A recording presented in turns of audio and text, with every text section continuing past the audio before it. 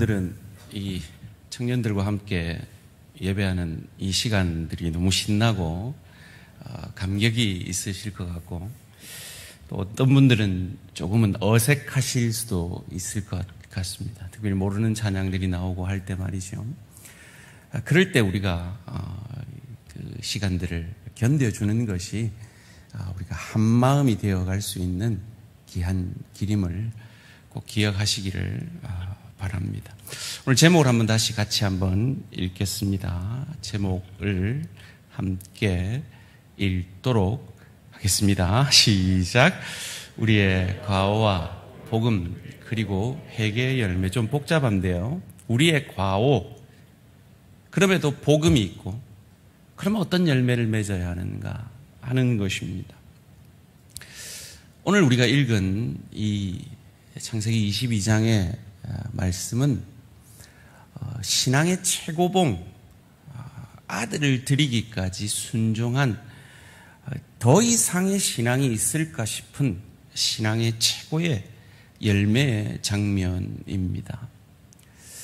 저는 꿈이 있습니다.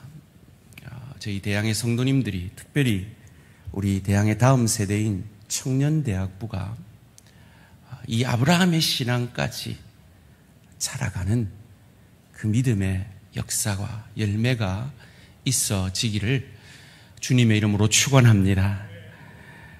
아멘은 하는데 사실 우리가 알잖아요.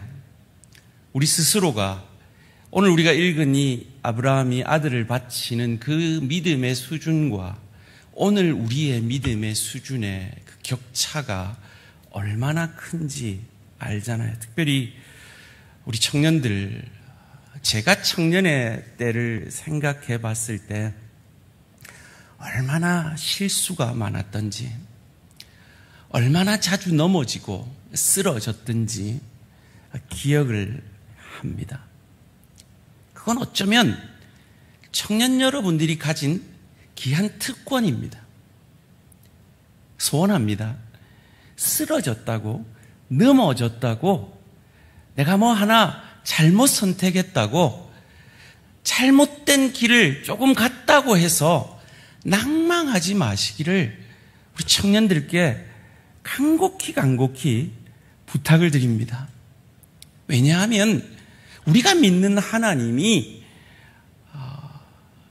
참으로 놀라우신, 여러분 방금 찬양한 대로 우리 기대와 생각과 다르게 항상 오르시고 어떠한 방법으로도 하나님의 열심으로 우리를 그 옳은 길로 인도해 가시는, 우리를 향한 열정이 우리의 생각과 우리의 기대를 뛰어넘는 하나님이시기 때문입니다.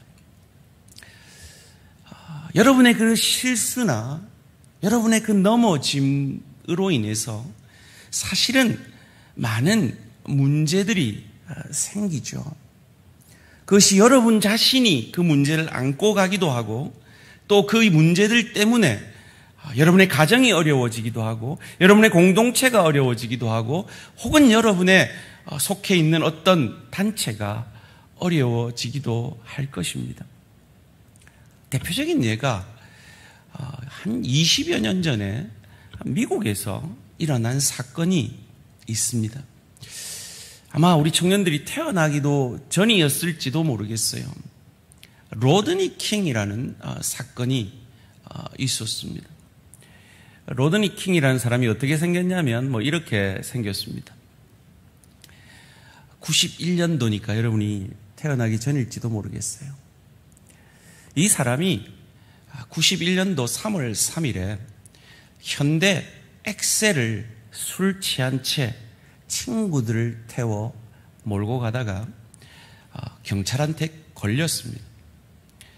미국은 경찰이 딱 뒤에 붙어서 형광등을 딱 경찰 등을 켜면 바로 오른쪽으로 이렇게 이동을 해야 합니다. 그런데 이 로드니 킹이 달리기를 시작합니다. 기록에 따르면 시속 188km로 달리기 시작합니다. 그가 그렇게 될 수밖에 없었던 것은 그는 강도 혐의로 지금 집행유예 기한이었기 때문입니다. 또 잡히면 과중처벌을 받을 것을 알고 달려갑니다. 경찰들이 쫓아가죠. 경찰들을 이길 수는 없죠. 결국 경찰들에게 잡힙니다. 그리고 차에서 내린 로드니 킹을 이 경찰들이 열받아서 막 패기 시작합니다.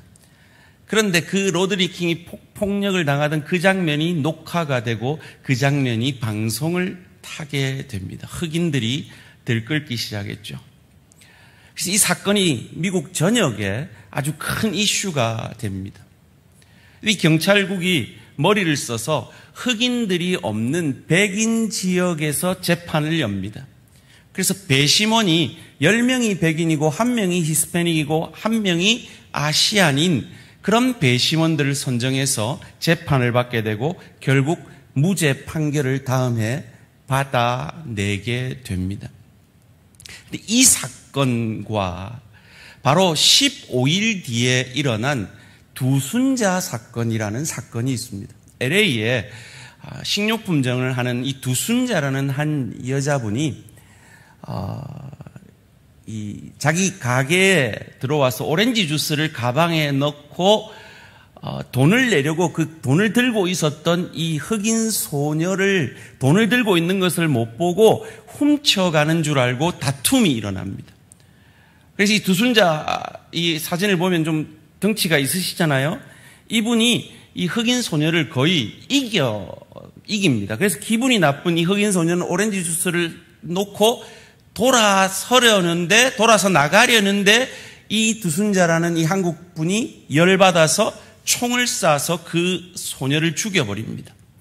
그리고 그 동일한 재판이 다음 해에 이 로드니 킹 사건과 비슷한 시기에 있어지는데 이 로드니 킹이 이 무죄를 받은 그 얼마 뒤에 이 두순자 씨도 $500의 벌금형에 처해집니다. 왜 그렇게 처했냐 하면 사람은 누구나 착각할 수 있다라는 전제로 그런 판결이 내려집니다. 흑인 사회가 들끓게 되죠. 그래서 그 판결에 흥분한 흑인들이 폭동을 일으킵니다. 그래서 이 92년에 LA 폭동이 그렇게 해서 일어나서 90%의 한인 상가들이 다 불탑니다. 그리고 3,900억 원 상당의 재산 피해와 50-60명이 그 사건으로 죽게 되어집니다. 이것을 나비 효과라고도 하죠. 작은 한 사건이 엄청난 폭풍을 일으킨 사건이 됩니다. 그런데 이 사건이 LA에만 있느냐? 아니죠. 우리의 가정에도 이런 사건들이 일어나고 있습니다. 우리 일터에도 이런 사건들이 일어나고 있고 우리 교회에도 이런 사건들이 일어날 수 있는 겁니다. 내가 착각해서 말이죠. 내가 실수해서 말이죠. 내가 넘어져서 말이죠. 그런데 제가 우리 방금 청년들에게 여러분이 쓰러지는 것, 여러분이 실수하는 건 청년들이만이 가질 수 있는 놀라운 특권일 수 있다라고 말씀을 드렸습니다. 여러분은 실수해야 합니다. 실수하지 않기 위해 아무것도 하지 않아서는 안 됩니다. 여러분은 하셔야 합니다. 그리고 실패하셔야 되고 실수하셔야 되고 그것을 통해 다듬어지셔야 되고 빚어지셔야 합니다. 그것이 하나님의 복음의 방법이기 때문입니다. 그것이 우리만의 문제냐? 우리가 존경에 맞지 않는 믿음의 조상 아브라함도 그랬습니다. 아브라함을 향하여서 이 아비멜렉 왕이 블레셋 땅을 다스리는 아비멜렉 왕이 이런 말을 합니다. 창세기 21장 22절 23절입니다. 그때에 아비멜렉과 그 군대 장관 비골이 아브라함에게 말하여 이르되 내가 무슨 일을 하든지 하나님이 너와 함께 계시도다. 자, 우리 여기 앉아있는 청년들만 손을 들어봅니다. 저 뒤에도 청년들이 앉아 있는데요. 청년들만 손듭니다. 어른들은 손드시면 안 됩니다. 내가 청년이다 생각하시면 손드셔도 됩니다. 자, 여기서 이 아비멜렉이 말하는 무슨 일이 아비멜렉이 한 잘한 일이다. 손 들어보세요. 청년이 아무도 없나? 아비멜렉이 한 못한 일이다. 손 들어보세요.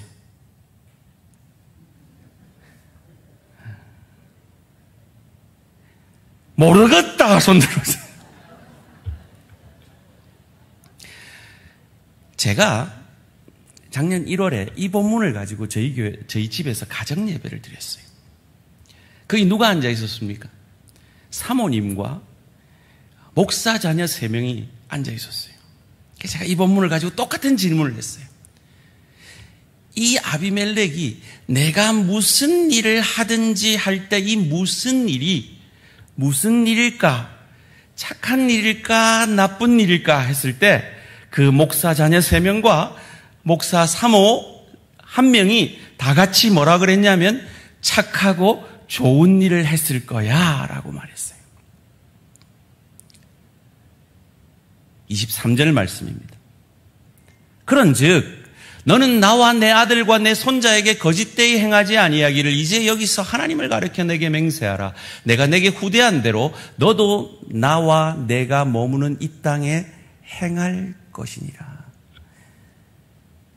제발 우리 자손들과 약속해서 우리 자손들에게 거짓말하지 말고 우리 자신들에게 잘해주라라는 이 말을 권력자가 아브라함에게 하고 있는 겁니다. 그럼 아브라함이 무슨 일을 했을까? 무슨 일을 한 걸 아비멜렉이 봤기 때문에 이렇게 말하는 것일까? 아브라함은 이 사건 전에 아비멜렉 왕에게 자기 아내 사라를 누이라고 속이고 팔아 먹었습니다.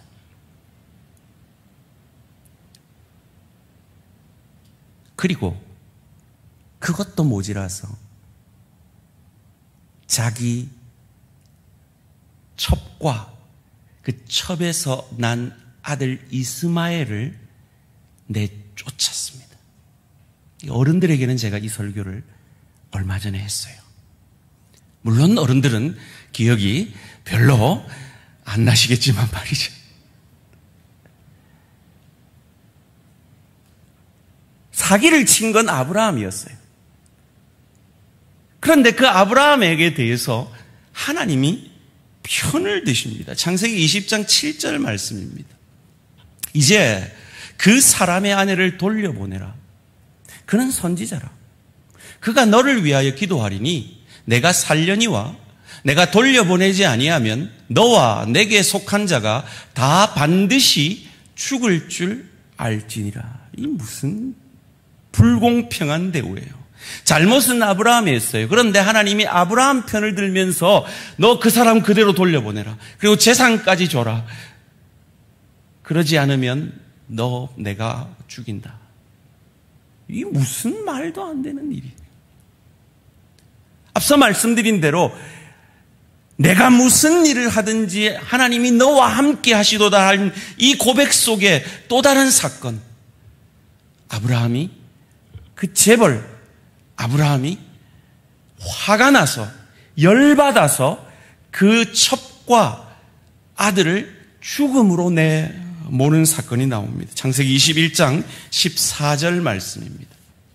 아브라함이 아침에 일찍이 일어나 떡과 물 한 가죽 부대를 가져다가 하갈의 어깨에 메워주고 그 아이를 데리고 가게 하니 하갈이 나가서 브엘세바 광야에서 방황하더니. 당연하죠. 당연히 광야에서 방황하죠. 왜요? 그 시대는 부족의 도움 없이는 죽거든요. 적의 공격을 받아서 죽어요. 그걸 모르는 아브라함이 아니에요. 그리고 재산이 없는 것도 아니에요. 갑부예요. 야곱을 장가 보내려 할 때 낙타 10마리를 끌고 가게 한 갑부예요.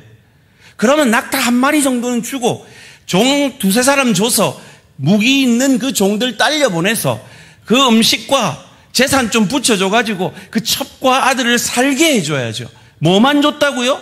물 한 덩이와 떡 한 덩이로 쫓아냈다고요. 뭐예요? 열받은 거예요. 우리가 자주 열받아서 가정에서, 우리 공동체 안에서, 내 일터에서 터질 때가 있듯이 말이죠. 우리가 존경에 맞지 않는 이 아브라함이 우리보다 훨씬 못한 그런 모습이에요. 그런데 하나님이 무조건 아브라함 편을 드는 거예요. 아들은 어때요? 동일한 장소에서 그 아비멜렉 왕의 손자인 아비멜렉 왕에게 그 아들인 이삭이 똑같이 거짓말을 해요. 자기 아내가 누이라고 말이죠. 그때도 하나님이 무조건 이삭 편을 들어요. 그리고 그 사기친 이삭을 향해서 말도 안 되는 복을 내리세요. 창세기 26장 12절 말씀입니다.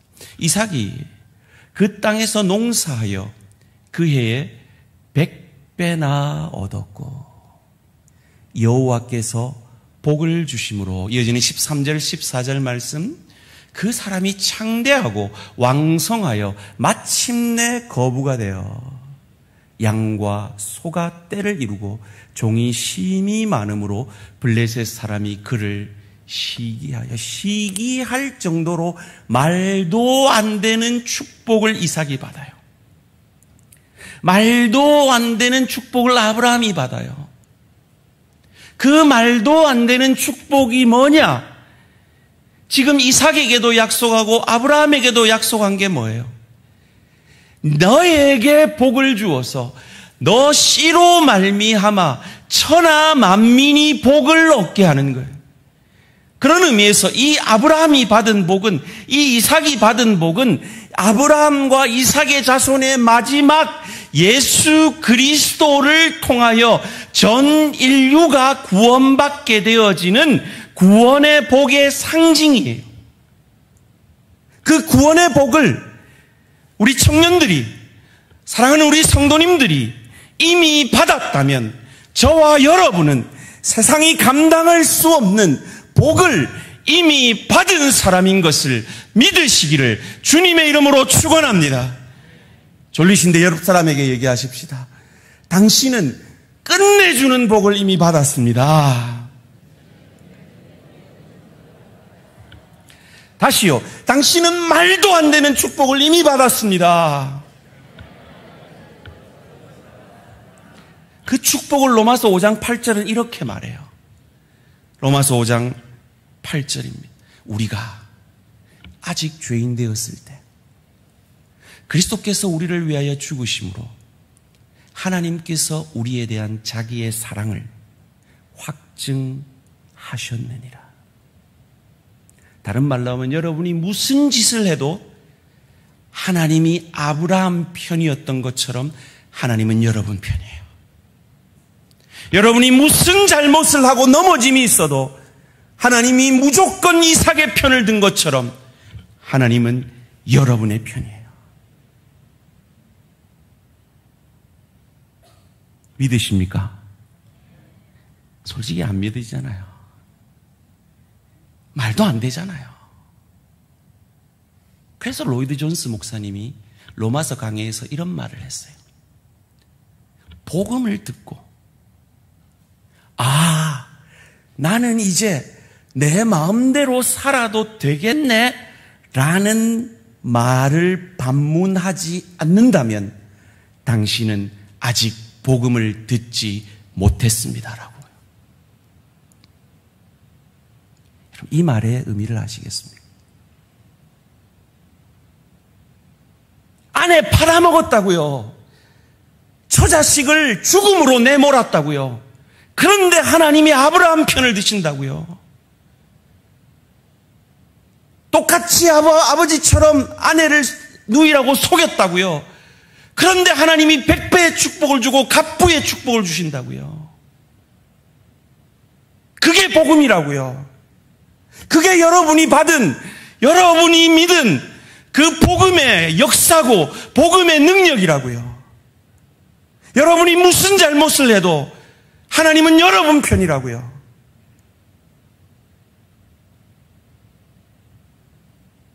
아멘? 별로 시원찮잖아요, 봐요. 안 믿어지는 거예요, 이 복음이. 진짜 여러분이 복음을 믿는다면 속에서 일어나야 돼요. 아, 그럼 나도 아브라함처럼 아내 팔아먹어도 되겠네. 아, 그럼 나도 아브라함처럼 내 처자식 죽음으로 내몰아도 되겠네. 그래도 하나님이 내 편이겠네. 그래요. 그래도 하나님이 여러분 편이에요. 그게 로마서에서 말하는 복음이에요. 그래서 로마서에서 무엇라고 반문하냐면, 그러면 우리가 죄 가운데 살아도 되겠네요 라고 반문하는 거예요. 그 질문에 대해서 바울이 그럴 수 없느니라 라고 답해야 할 만큼 복음은 위대한 거예요. 바울이 굳이 그 질문을 통해서 너희가 결코 마음대로 살 수 없느니라 라고 답해야 할 만큼 복음은 그렇게 위대한 거라고요. 여러분이 무슨 짓을 해도 여러분은 하나님이 여러분의 편이고 여러분은 구원받는다는 것이 복음이란 말이에요. 정말 그 복음을 아는 자라면, 정말 그 십자가 사랑에 그 가슴이 적셔진 자라면 내 육신의 소욕 가운데 그러면 내 마음대로 살아도 되겠네요. 그럼 죄짓고 살아도 되겠네요. 그럼 아브라함처럼 속이고 살아도 되겠네요. 그럼 아브라함처럼 처자식 죽음으로 몰아내도 되겠네요 라는 그 질문 앞에, 그 하나님의 사랑 앞에 결코 우리는 그럴 수 없느니라 라고 답하게 된다는 거예요. 그리고 그 답의 열매가, 그 회개의 열매가 오늘 본문 가운데 아브라함이 자녀를 이삭을 바치는 사건인 것입니다. 사랑하는 청년 대학부 여러분, 거기까지 자라가시는 우리 모든 청년 대학부 되시기를 주님의 이름으로 축원합니다. 사랑하는 우리 성도님들, 거기까지 자라가시는 우리 성도님들 되시기를 주님의 이름으로 축원합니다. 오늘 본문을 그 믿음을 가지고 함께 읽겠습니다. 창세기 22장 16절에서 18절 시작.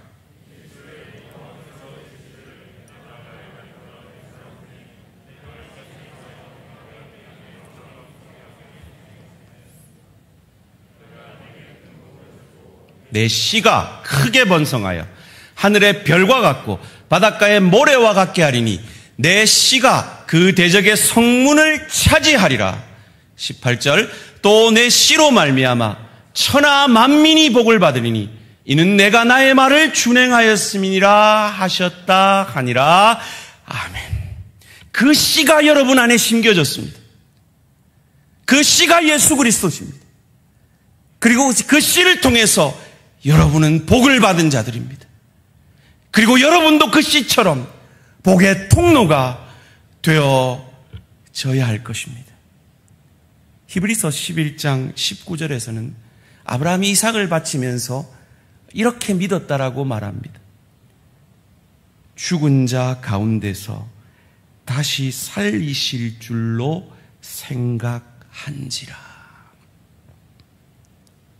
야, 이렇게 나를 위하는 하나님이라면 내가 죽여도 살리실 거야. 야, 아내를 팔아먹어도, 야, 처자식을 죽음으로 내몰아도 내 편이 되어주시고 나를 지켜주시고 나를 보호해 주시는 분이라면 내가 아들을 죽일지라도 그 아들을 다시 살려내실 것이다. 하나님이 이 아들을 내가 얼마나 사랑하는 줄 아는데 하나님이 그것을 하실 것이다라는 그 믿음으로까지 그 하나님의 열심, 그 하나님의 무조건적인 사랑이 아브라함을 그렇게 만들어낸 것입니다. 그 하나님의 열심이 우리 청년들을 붙드시고 인도하고 계심을 믿으시기를 주님의 이름으로 축원합니다. 그러기에 넘어졌다고 너무 낭망하지 마세요. 실수했다고 너무 좌절하지 마세요. 다시 일어서시면 돼요. 하나님이 여러분을 일으키실 거예요. 하나님이 여러분을 붙들고 여러분 안에 시작하신 그 구원을 완성해 가실 거예요.